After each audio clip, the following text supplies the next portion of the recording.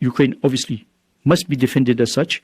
And I think that defending Ukraine is also a bit about how we conceive Europe and what we are ready to do to position Europe as it should be tomorrow.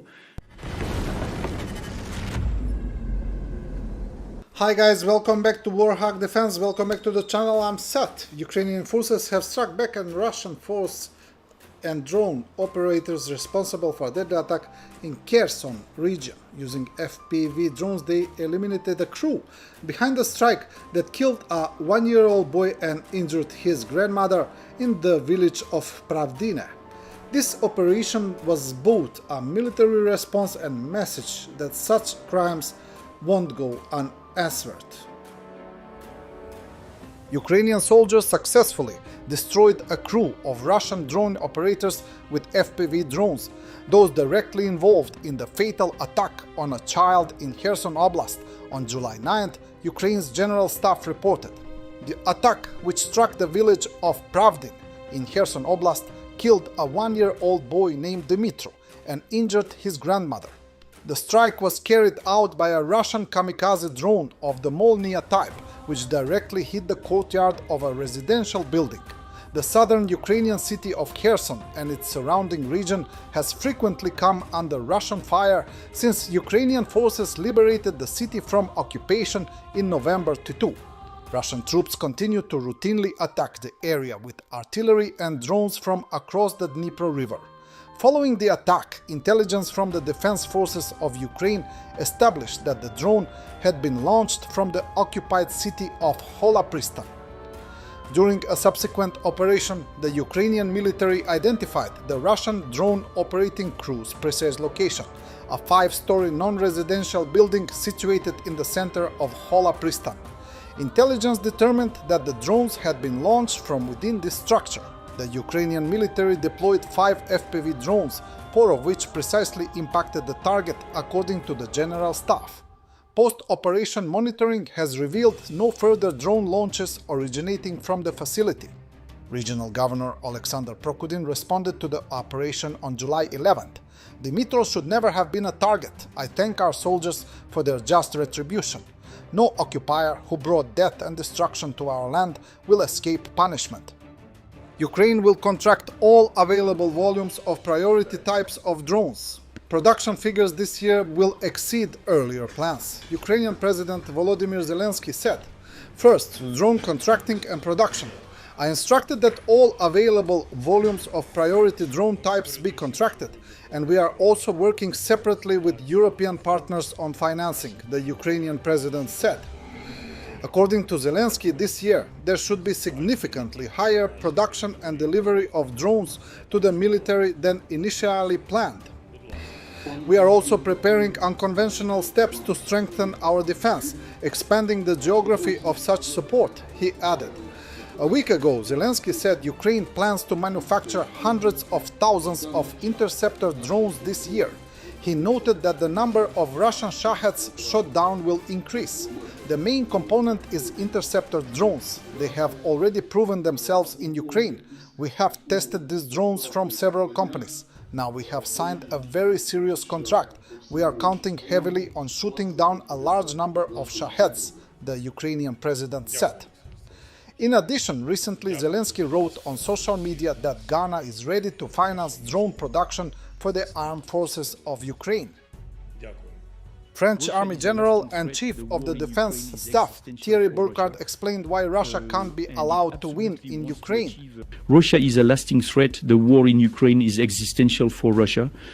And it absolutely wants to achieve what it has set as a goal, or at least what Putin has set as a goal, with probably the ultimate goal or desired end state, if we use military vocabulary, to weaken Europe and dismantle NATO. That's Russia's objective. That's Putin's objective.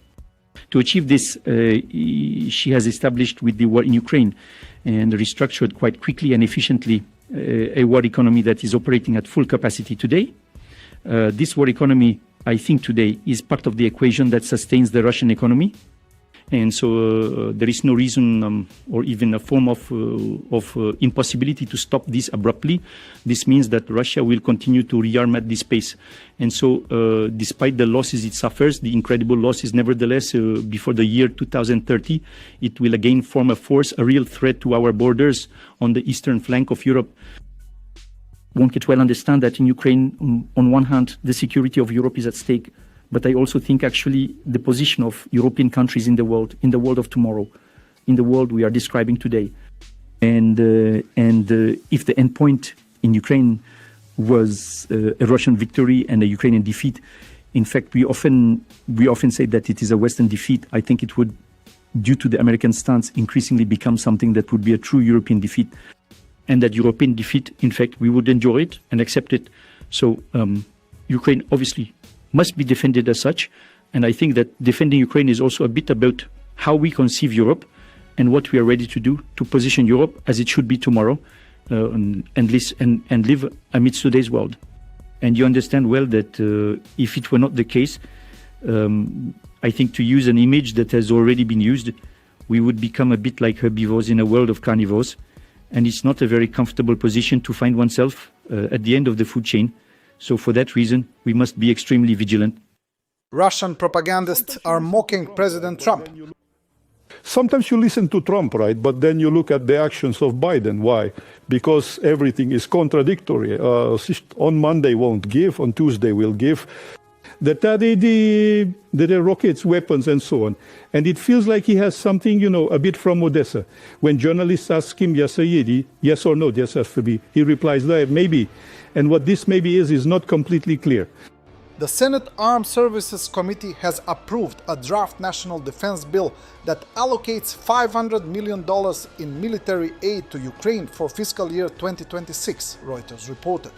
The National Defense Authorization Act is an annual bill that sets funding levels and authorizes U.S. military policy. It ensures that the armed forces have the necessary resources to carry out operations. The NDAA, passed by the Senate Armed Services Committee in a 26-1 vote on July 9th, includes a provision to extend the Ukraine Security Assistance Initiative through 2028. It also increases USAI funding from $300 million in 2025 to $500 million in 2026. The bill still needs to pass both chambers of Congress.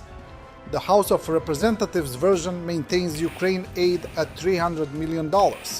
The final figure will be determined in negotiations between the House and Senate. In addition, according to Reuters, US President Donald Trump may approve the transfer of weapons to Ukraine from existing US stockpiles for the first time since returning to office. The potential aid package, valued at about $300 million, could include Patriot interceptor missiles and medium-range offensive weapons. However, no final decision has been made on the specific systems to be included. Ukraine and the US will jointly produce gunpowder, according to Strategic Industries Minister Commission. The deal signed between Ukroboronprom and a US company involves production on American soil. At least 5 defense industry agreements were signed during the Ukraine Recovery Conference in Rome. Some remain classified. Thanks for watching, and don't forget to subscribe.